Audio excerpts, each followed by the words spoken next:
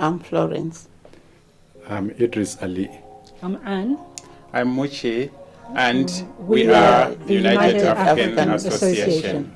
We started off as a small organisation which has quickly developed, quickly grown, and reaching to communities that mainly the statutory organisations say they can't reach. So that's why I decided to become a part of this organisation. The charity itself was developed in 2014, but it actually became a registered charity in 2020. December 2020, we decided to register as a charity just so that we could officialise our status, really. So, yes. So, my being part of the United African Association, it wasn't a planned thing. I'd just come from the hospital and I needed support myself. And I was referred, I think, by community law services for food. But when I came for my food, is when I realized that it was not just about food. I needed moral support, I needed physical support. So by interacting with them, I then picked up that, this place is actually very nice. When I healed, I never went away. I stayed, and that's how I became a part of the association. I used to come to the community after food. I take it home, then I come back for company to talk to other people. And then it has helped me so much, and they helped my friends so much. The charity has been quite significant in reaching what they call hard-to-reach people. We've given out like supermarket vouchers, which before we joined in, the council wasn't able to give vouchers to those people, assist them financially, to the people that needed help the most. They were able to give them to the wider community, but the BAME community were not getting that access. So through that, we've been able to sign up as distribution partners for the Household Support Fund, and we've given like the second highest number of vouchers in the county within the last few months. We've got a team here that is so vibrant, and we've managed to encourage just everyone who comes into the office. Most of the people will come back and try to help. So we've managed to bring people together, both socially and economically. I would say, that's an impact we are seeing right now. I think it's the diversity. You never know what you're going to get, who's going to walk through the door, what stories they have to tell, what assistance they need.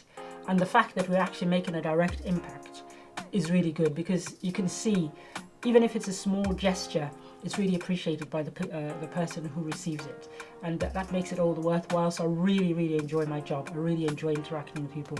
I love seeing the differences that we're making with to the community. Not just myself, but our team of volunteers, large volunteers, and we've had so many people, so many new volunteers join in. It's been absolutely fantastic.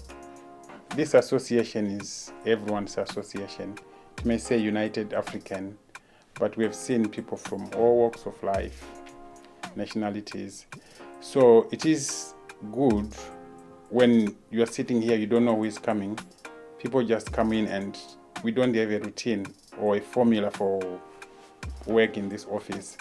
Every day is different, and people who come here are different, and everyone is dynamic when it comes to office work, volunteering, or activities, and that's a big plus.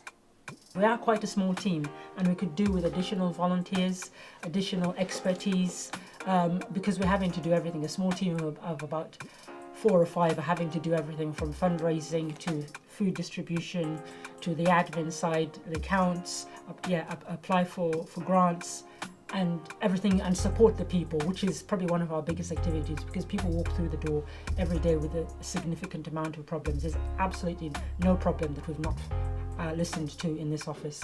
So it's just, if we could have more people on board to assist us, because the workload is a lot. We know the need is great, but we're here to help. In this office, everything happens. Like you see, this one is an IT suite. We have training here for IT beginners.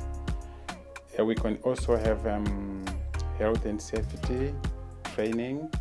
Besides, we have the other office where we do our admin, and we don't have limits.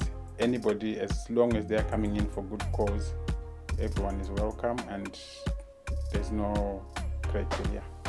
We were fortunate enough to be supported by West Northamptonshire Council, who provided some funding for this to be used as a warm space so that people struggling with fuel poverty can come here and spend the day here with us. We provide food, refreshments and company here in this office, and so that people can really not face isolation in a cold place, in a cold accommodation.